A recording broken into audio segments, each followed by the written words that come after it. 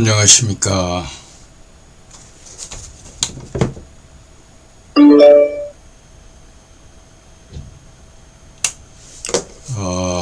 박승태입니다. 오늘은 지도자의 자질에 관한 이야기를 좀 하겠습니다. 지도자를 선택하는 기준이 무엇일까요? 인간의 행동을 예측하고 이해하는 일은 쉽지 않으며 항상 불확실하기 때문에 의외로 무능한 지도자를 선택하기가 쉽습니다. 우리나라의 경우도 뭐 예외는 아닙니다만 최근에 어떤 사건을 좀 얘기를 해보면, 한때 서해상에서 어느 해양 관련 공무원이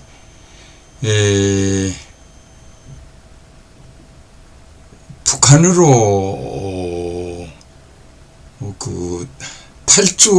탈출해 나가려고 하다가 아마 북한군에 의해서 사살된 사건이 있습니다. 이로 인해서 전 정부에서 소위 북한의 최고 책임자가 사과의 어떤 전문을 보내왔던 걸로 알고 있습니다.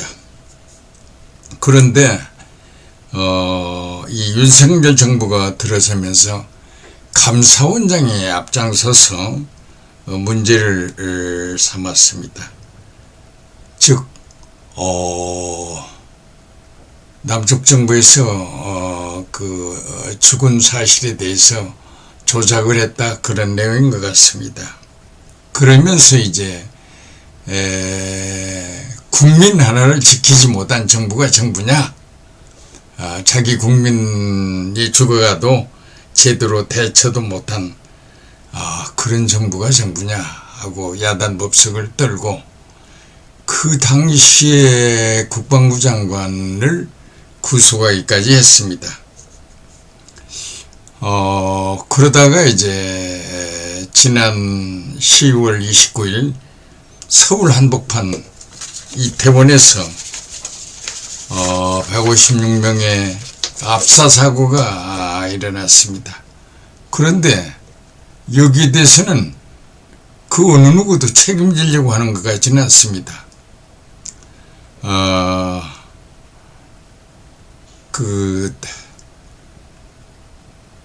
치안의 부재라고 할까요? 통치 수단을 잘못 활용해서 그 위험스러운 것마저도 막지 못한 거 아니냐, 이런 겁니다. 그런데 이제 문제는 그렇게 국힘당에서 자기 국민 하나도 못 챙기는 게 정부냐 했는데, 놀랍게도 외국인을 포함해서 많은 자기 국민이 죽었는데도 말 한마디 못합니다. 그러고 어찌 된 일인지 뭐 조사한답시고 상당히 책임전가한 거라든지 그런 것만 지금 보여집니다. 참 안타깝지요. 우리는 어떤 인물이 지도자여야 할까 하는 점을 생각해야 하지 않는가 합니다. 내가 얘기하고 싶은 것은, 첫째로 사람이라고 하는 것은 자신감과 일을 수행하는 능력을 명확하게 구분할 수 없고, 이 둘과의 관계가 깊은 것 같이 생각하는데, 사실은 이 둘과의 관계는 별 그렇게 상관이 없다고 그럽니다. 자신감이 넘치는 어떤 활력을 보였다라고 해서 일을 잘 처리한다라고 보기는 어렵다, 그런 얘기입니다. 두 번째로 이제 대중매체의 폭발적인 인기가 있는, 소위 말해서 카리스마가 넘치는 그런 지도자가 적합한 거 아니냐, 이렇게 이야기할 수 있는데, 여기서 꼭 짚어야 할 것은 카리스마보다는 겸손을 겸비한 지도자가 우리에게는 좋다, 그런 얘기입니다. 세계 어디에서나 겸손한 지도자야 한다, 그런 얘기입니다. 그 다음에 셋째로는 미래는 불확실하고 예측하기 좀 어려움이 많으나 지도자의 경우는 국제적 감각과 국익을 위해서 예리한 판단에 능숙해야 한다는 점입니다. 그러니까 일 수행 능력, 겸손한 사람, 그리고 국제적 감각이 풍부한 이를 지도자로 모셔야 하지 않나 하는 생각입니다.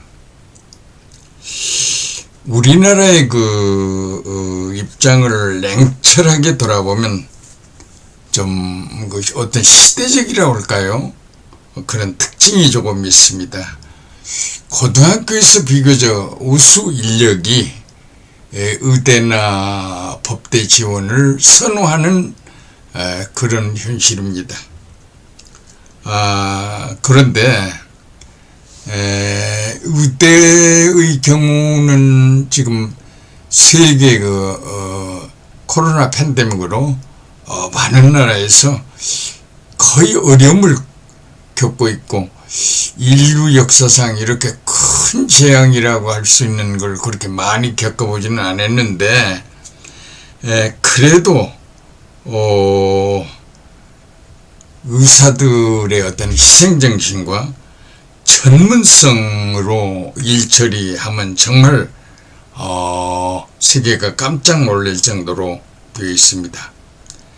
생명을 구하고 많은 이들의 어려움을 함께 해주는 이런 고마운 일이 어디에서도 찾아볼 수 없을 만큼 아주 매우 기쁘고 희생적이었습니다.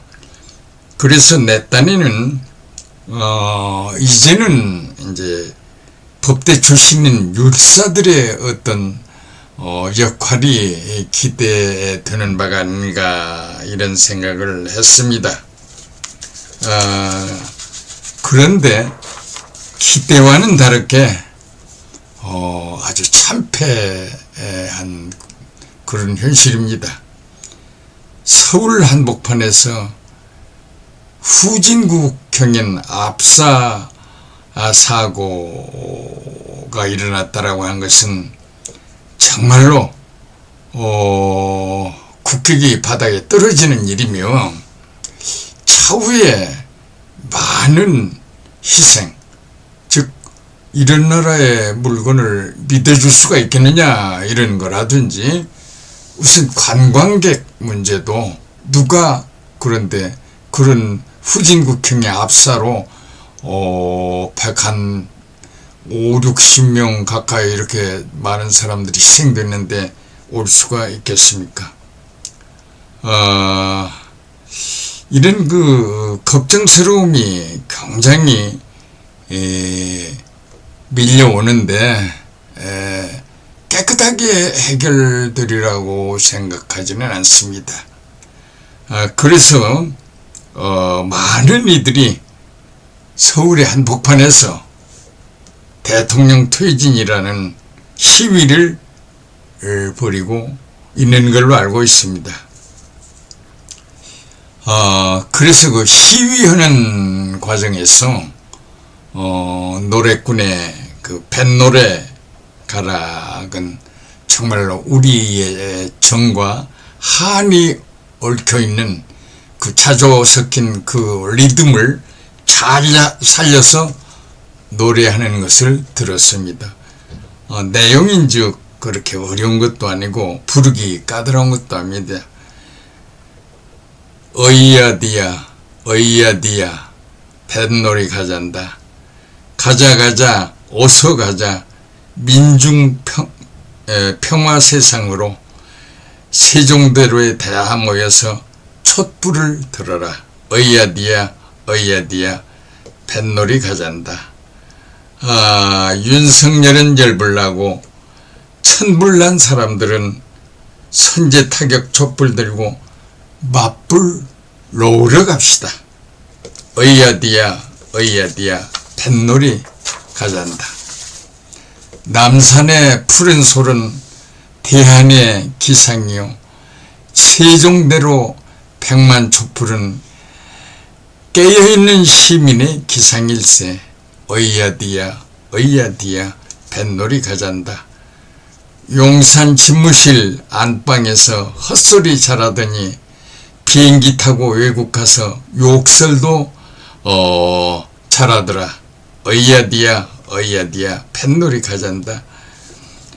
한국에 있을 때는 반말하며 왕놀이 잘하더니 비행기 타고 외국 가서 왕따 되었구나.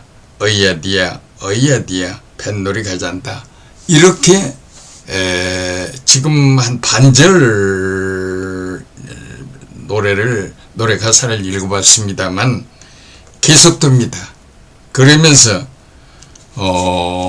촛불 현장 2022년 11월 19일 소리꾼 백금여시의 아주 멋진 가락으로 우리의 심금을 울려오고 있습니다. 이런 뉴스는 SNS가에서만이 아니고 특히 이런 뉴스를 막는 그 요즘에 그 트로트 노래로 안방에 귀를 막는 이런 일들은 가급적이면 좀 삼가하고 정규 방송에서도 뉴스 처리를 해줘서 대한민국은 민주공화국임을 자랑했으면 하는 생각입니다. 나는 여기에서 정치가들은 민주공화국이라는 말 중에 민주는 잘 아는 것 같습니다. 선거를 하고 뭐 여러 가지 어려움이 있어서 그런지는 몰라도, 그런데 공화국이라는 공화라고 하는 말은 잘 이해를 못하는 듯합니다. 공화라고 하는 것은 한자로 보면은 서로 잘 보듬는다, 서로 잘 껴안는다, 화평을 이룬다, 이런 뜻입니다. 앞으로 우리의 지도자는 겸손을 겸비한 자로서